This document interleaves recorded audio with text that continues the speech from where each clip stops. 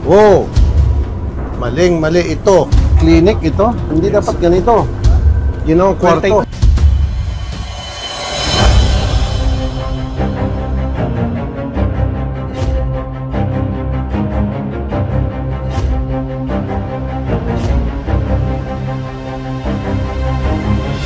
Jim. Welcome to Cebu. Thank you, thank you. Yung ano natin, next machine, nasira kasi yun yung bagyo. So sa ngayon, Ginawa natin manual lang muna. oh. May mga dogs na tayong kinuha sa K9. So wala tayong x-ray machine. Wala pa sa ngayon po. Pero by September, naka-purchase na ang CPA. Paano kung may sukbit na kontrabando sa katawan? I-ano rin sila sa mga... Nagpipres ba o nagaganon sila? Parang frisky. Mas maganda siguro, sir, kung meron kayo para mas mabilis, metal detector. Actually, isa yun sa mga plano natin na bibilhin, sir. Actually, dalawang aso natin. Isa yung sa mga narcotics at saka isa sa mga yung mga bombs. Request ko lang po sana mas maganda kung dito sila sa gitna. Sige po. Kasi mas Dito kayo sa gitna. Para mas matatakot din yung mga meron dalang drugs.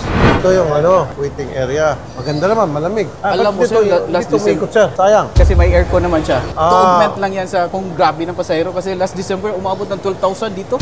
Oh, malamig dito. Opo. Ayun, bago na itong mga aircon natin dito. Nature ng CR dito. Walang blower o tissue. Oh, walang tissue dito. Parang naubos.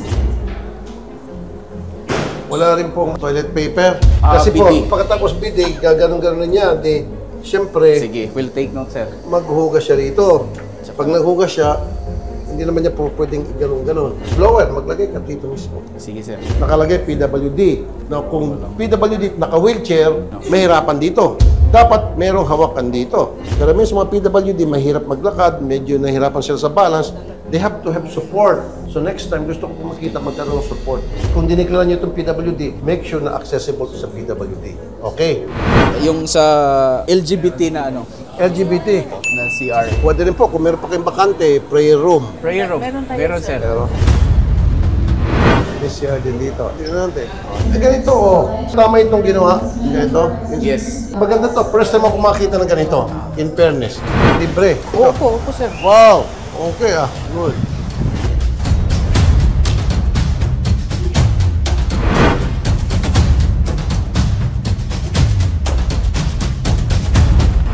Hello. Gusto mag-check si Senator Raffy sa inyong barko? Kayo yung first line of defense. Aakyat yung pasahero, may dalang maleta. Anong ginagawa nyo? Sila sir, na-bet na sila doon sa terminal. So, they are brought here, yung security check natin doon, and then they are brought here through a bus.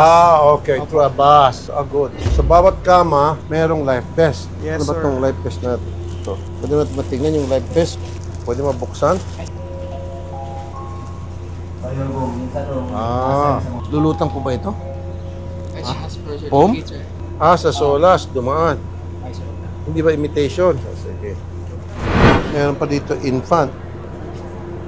Okay. Meron sa mga bata. Okay. Chief, pagkatapos gamitin ito ng first batch na pasahero, yung second batch na mga pasahero susunod na biyahe, anong klaseng ginagawa niyong pamamaraan to sanitize? Pinapahiran ng buwan. Ang sabon ba? Mas maganda, Chief, spray alcohol or disinfectant, mas magandang scent. Yun lang, every time. Matrabaho lang yun, pero for the safety of the passengers. Kasi baka mayroong pasahero na maselan at biglang nangati o nagkasakit, nabuni, kawawa naman. At least guaranteed na kung nagkasakit siya, hindi galing sa barko. Yung clinic, pwede natin makita. Pwede mabuksan tong clinic. Wow! Maling-mali ito. Clinic ito. Hindi dapat ganito. Yun ang We'll kwarto. take note of this, sir, and we will report this accordingly to the management. Bawal to. Yung clinic, ginawang kwarto. May mga itlog, basura, tsinelas. Bawal to. Ayusin nyo ito kapa. Paklasin nyo itong kama ito. Ihagi sa bintana. Chief, dito sa labas ng clinic, ipalagay nyo dito yung pangalan, person on duty, trains, first aid. Ito yung certificate niya. Pakita natin na siya ay capable. Na para kung ako, halimbawa, nagka-medical emergency, pressure ka, marunong ka ba? Agree, Pero sir. kung nakalagay dito, certificate niya na nag-train siya, nandun ba yung kumpiyansa ng pasahero na may emergency na magpagamot sa kanya. Pero as much as possible, Chief, kung pwede nurse, kaya-kaya niyo naman siguro mag-hire ng nurse on duty. I-recommenda niyo yon, Chief. Whatever you say doon sa opisina, you're supposed to follow. Dahil kapag hindi, ako mismo magsasanction sa inyo. May stop operation nyo. Pag na-stop operation nyo, pare-pareho kayo walang trabaho. Ito po sa kapakanan ng mga pasahero ninyo. Purser ka? Yes, sir. Okay, nag-training ka sa first aid. Yes, sir. Saan ka nag-training? Doon lang sa kwan, sir. Building namin sa office. So, wala kang certificate. Mayroon doon sa kwan, sir. Yung sa yung Euro file. Para sa sunog lang. Paano kung yung na-choke? Anong gagawin pag meron na bulunan? Gagawa mo. Choking, sir. Choking. Kaya nga, anong tawag? Anong i-apply mo na first aid doon sa mga na-choke? Tap up pa, sir. Sa likod or dito sa stomach. Anong tawag doon? Heimlich maneuver yon. Hindi tinuro sa'yo. O, see? So, ngayon, paano kung yung tao ay nagsusuka? Gagawin mo? Saan yung gamot mo? Yung clinic ng Juan. BioFlu. Kabila. Ang BioFlu sa tangkaso. Nasaan yung medicine cabinet mo? Isa, sir. Tingnan natin.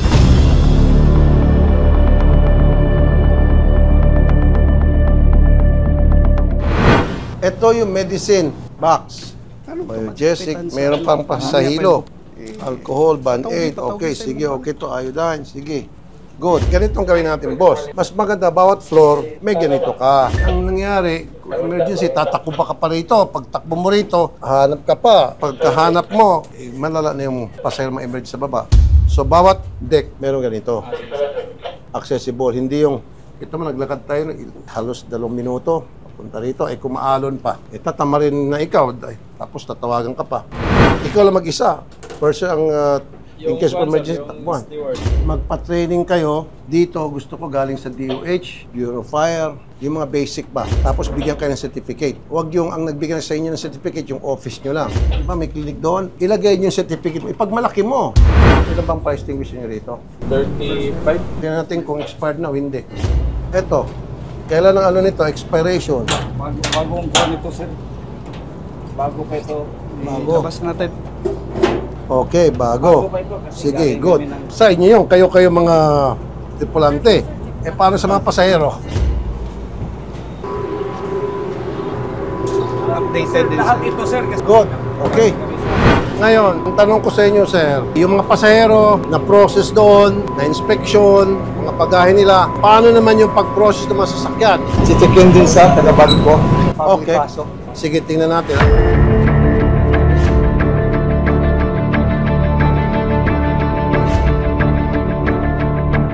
So, pagpapasok ng sasakyan, anong check ginagawa ninyo? Tingnan sa loob, sir. Tingnan sa loob, tapos... Anong klase yung- tingin sa loob?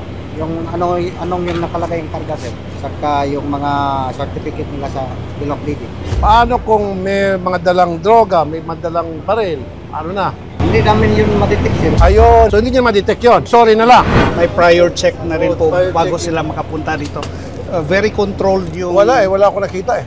Anong ginagamit mong mga instrumento para mag-check ka ng mga sasakyan? Halimbawa, L300, papasok dyan. Driver lang ang makapasok doon, o pasahero hindi. Tapos yung kompleto sa mga Papeles, tama yon. ORCR, at dapat meron kayong contact na sa LTO na kahit tawagan lang, may tie-up kayo para masiguro na talagang legit yung ORCR na nasasakyan. Okay, sir. Sunod, ano pa? Saka yung ano, sir, sa bill of lading, sir. Bill of lading, ano pa? Yan lang, sir.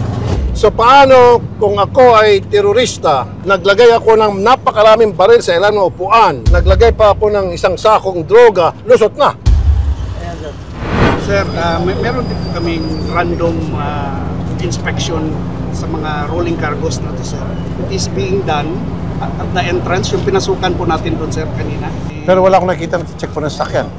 Wala. Random nga lang po, sir, dahil yung limited din na po yung capability ng mga aso po natin, sir.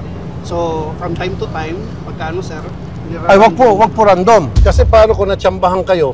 and then in coordination din po, sir, with sa CPA, yung Coast Guard, sir, nagde-deploy ng K9, meron din po yung CPA, So, yun nga sir, series of multiple layers of security. Kasi kung random, kunyari 10, nag-random pa isa, paano kung yung 9? Agree sir. May droga doon. Dito di ba paggawa ng baril, inilusot ng nilusot. So dapat po each and every vehicle na papasok, check talaga, wag random. Sir. Maganda rin po talaga yun sir kasi yung sa international port natin sir, meron silang x-ray for the vehicle. Why don't we do that? Kung kailangan nyo ng budget, then just let me know. We will. Sige nga, sa hearing natin, i-take note nyo nga na i-hearing natin yun na magkaroon ng vehicle x-ray. For me, this is serious matter. To be honest sir, yung mga closed ban natin sir, mahirapan na po yung mga aso natin talaga dyan. Correct. Pero sa x-ray kaya. Sa x-ray sir, kaya. Sa gulong na lang, pwedeng lagyan ng droga dyan, tapos ipapasok. Tapos dito yung mga double walling. Dito, pakita ko sa inyo. Ito, gagawin tong double walling, pakapalan. Pwede sir. Pag binakbak yan, cellophane ng droga, tuloy-tuloy hanggang dulo. Tapos sir, Ano pa? kung yun na nga Diba? sir, effective ang aso sir on the first inspection, but on the mga later or second na niya sir, medyo nagle-less na yung niya. Kailangan Pahinga. magpahinga. Opo. So, x-ray talaga. Yes sir. Sige, sa susunod na budget, for now, magsipag-sipag lang muna kayo, sir. We will sir, we will sir. Ako po yung chairman ninyo. Thank you I'll sir. do my best. Thank you sir. Salamat Thank you, kayo sir. Sensya sa bala. Thank you Salamat po. kayo sa Thank you. pagbisita Thank you. sir. Thank you kayo sir. Thank you, GM.